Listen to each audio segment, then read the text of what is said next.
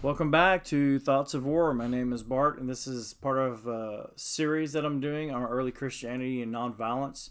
Unlike the others that we've already covered, Justin Martyr, Irenaeus, Tertullian, Origen, who are all apologists and theologians, Marcellus was a centurion, and he was martyred in 298 for refusing to celebrate the anniversary of the emperor.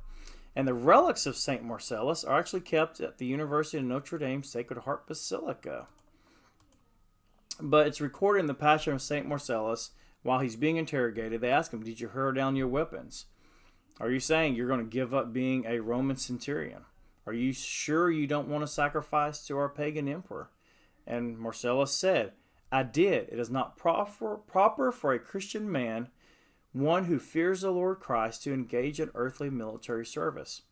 So Marcellus gets us thinking about a couple different questions. One, someone may ask, what about Christians in the Roman military? Well, just because there's Christians in the Roman military doesn't necessarily mean it was approved of by the leaders of the church. For an example, the church often teaches against divorce. It teaches against sexual morality. And let me ask you this. Do you know Christians who are divorced and are maybe engaged in sexual morality? Well, yes, you do. Well, that doesn't mean that's necessarily the teachings of the early church. So there could be Christians in the Roman army, but that doesn't necessarily mean that they were being obedient to what the leaders of early Christianity taught. And also, was the aversion to military due to pagan practices within the military? Was it just because he was going to have to acknowledge maybe the emperor as a god? Is that the reason that Christians should not be in the military? And if you look back what we've already discussed with Justin, Irenaeus, Tertullian, and Origen, they all went back to Isaiah chapter 2. And if you look at that prophecy in Isaiah chapter 2, it has nothing to do with how,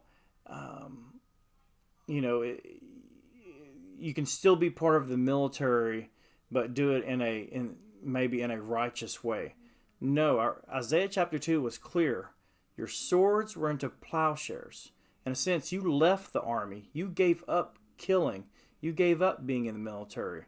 So it wasn't just about the pagan practices within the Roman military. It was about being in the military and actually killing people. That was not part of this kingdom of God that was being spreading throughout the world. That was not part of the gospel. That was not part of the teachings of Jesus Christ. And so this last map I want to show you, Marcellus was of Tangier, so over here in Morocco. So now we're expanding this map, and we see that Christians over here actually laid down their life for the gospel of Jesus Christ. Come back for my next video, and we can actually see, am I being a little bit crazy here? Am I misreading these teachings of these early church fathers? I think we'll know for sure by the time this video series is done.